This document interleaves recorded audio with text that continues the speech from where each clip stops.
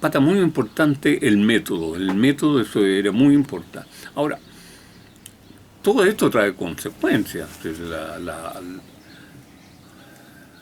Como siempre, digamos, o sea, el estar inmerso en un medio, ¿ya?, conflictivo, reconocer que la clase obrera como concepto marxista existe, reconocer que el movimiento como concepto marxista existe en el sentido de la lucha de clase. Los jóvenes cristianos también asumían eso. No podían dejarlo de lado, o sea, no podían sentir horror, digamos, frente a esa forma que el mundo marxista o el mundo comunista estaba observando lo que estaba sucediendo con este capitalismo que se estaba desarrollando en el mundo y que lo único que estaba produciendo era, por un lado, una gran explotación, una gran acumulación de riqueza en algunos pequeños grupos, ¿no es cierto?, y como consecuencia de todo eso, digamos, una baja de desarrollo humano de la gente. La gente comienza a sentir que no tiene, cada vez que pasan los años, cada vez que hay más explotación, tiene menos posibilidad de desarrollarse en sus estudios, tiene menos posibilidad de desarrollar su familia, tiene menos posibilidad de desarrollar el trabajo, etc. Se va observando, digamos, como esto va siendo, digamos, una forma de ir, no solo una explotación capitalista, sino que una explotación de la vida humana, que ese es el punto. Hasta ahí yo dejaría esta parte, digamos, del Por otro lado, ¿cómo asumen algunos hombres de iglesia aquí en Chile el mensaje de la JOC, digamos? ¿Y cómo lo llevan a ponerlo en práctica en acciones, digamos, que tengan alguna influencia, algún desarrollo en los jóvenes, ya sean chicas o chicos? En dos cosas. Se crea la acción católica rural en Chile, ¿sí?, la acción católica en el campo. ¿Por qué? Porque el campesino es uno de los sectores más explotados, digamos, en nuestro país.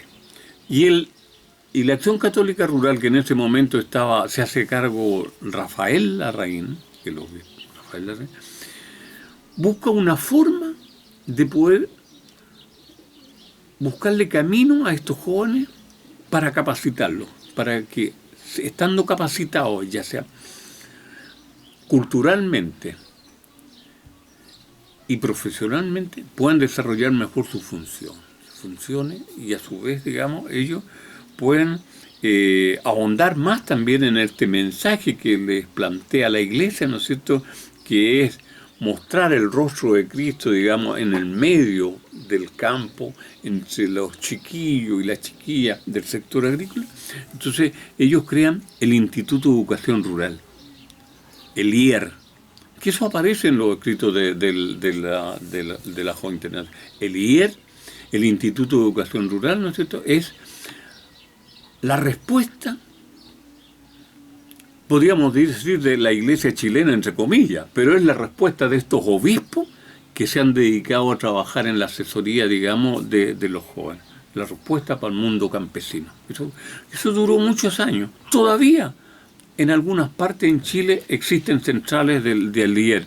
No sé si con esa misma mística que se tuvo en esos años o no, pero todavía existe fruto de eso. Esa era una cosa que importa. Lo otro, que en el sector popular, el sector de la fábrica, el sector de las poblaciones, por allá por los años, y yo fui partícipe de eso, por los años del 58, 60, 61, se crea también en Chile otra experiencia que es transportada, fíjate, que es traída desde Brasil, que son los institutos de educación popular. Los institutos de educación popular, donde en Brasil había estado vinculado Herder Cámara, ¿no es cierto?, y habían hecho trabajos interesantes con el pedagogo, ¿no es cierto?, Paulo Freire, ¿ya? Y ese con este contacto que hay con Herder Cámara, con Manuel Larraín, qué sé yo, y los otros, en fin, qué sé yo, las experiencias se traspasan, se hacen. Y ven que es adecuado, y en Chile es Gabriel Larraín, el otro, que me parecía que, y hasta el momento todavía siempre he seguido con la duda si eran algún pariente o no entre ellos, pero alguna relación había. Y él se hace cargo del Instituto de Educación Popular, que la Fundación de Institutos de Educación Popular, que esa es del año 61, ¿ya? Y yo el 61, 62 me incorporo a ella, yo me relaciono con esa fundación, y es cuando la JOC me envía de misionero del interior, que se llama. Hay una parte que Cardán, no me acuerdo si aquí, en este libro, en la hora de la cosa, habla de los misioneros de la JOC, digamos, los jóvenes que tienen que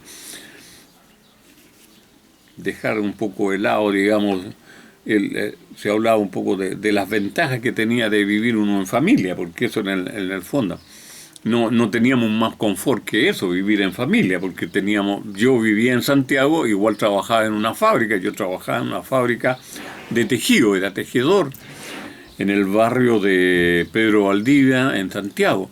Y entonces yo me incorporo, yo pertenezco ya al equipo de misiones que tiene la JOC en este ámbito, y me voy a misionar a Temuco, a la diócesis de Temuco, con otro obispo que está muy vinculado a la JOC desde esos años y que sigue continuando, que es Bernardino Piñera. Tú lo conoces. Sí. ¿Ves? Bernardino Piñera. Él fue quien pide que de la JOC vaya alguien allá a Temuco, y entonces en la JOC dicen, ya, que vaya Osvaldo, en fin, ya, y me voy a Temuco en esos años. Y yo estoy allá en Temuco haciendo un trabajo de contacto con el mundo obrero, porque don Bernardino se iba a esa diócesis después de un largo periodo en que esa diócesis había estado sin obispo, pero el último había sido Monseñor Castanueva, que había estado ahí, digamos, en eso. Y la idea fundamental que quería el obispo, digamos, era relacionarse con el mundo obrero. Porque, como decía él, así en forma más privada, decía, es que los curitas que tengo son todos viejos y se relacionan con puras viejitas y viejitos nomás. Y yo quiero que la iglesia se relacione con gente joven. Yo quiero que la iglesia un día nos juntemos en una jornada y vengan jóvenes, vengan los jóvenes. Eso en el fondo. En el fondo era abrir contacto en esta diócesis. Bueno, estuve en Temuco varios años, y ahí estuve trabajando en varias, ¿cuánto se llaman? Poblaciones, donde estaban las capillas. Entonces estuve en Santa Rosa, en Las Paredes, en Santo Tomás, en fin. ¿Qué hacía yo en eso? Yo lo único que hacía era ir a juntarme con... No iba a la misa. Generalmente oía misa en el obispado, donde funcionaba la casa de ejercicio. Que no se me olvidará que paradojalmente se convirtió en otra cosa. Entonces, iba yo nada más que a tomar contacto con los jóvenes, a tomar contacto y ver qué forma, digamos, invitar ahí a hacer el puente. Y para hacer el puente con la iglesia, me designaron un asesor. Claro, no podía yo estar representando a la iglesia tampoco. Decía, tenía que tener un cura por lo menos. Y de esos curas que usaban sotana, no Kleyer, de todo. Y el primer cura que tuve que me acompañó se llamaba Ramiro Ramírez. Era curioso, Ramiro Ramírez. Era un cura de la diócesis, ya entrado en años, bastante activo, ¿ya? Y después pasaron como un año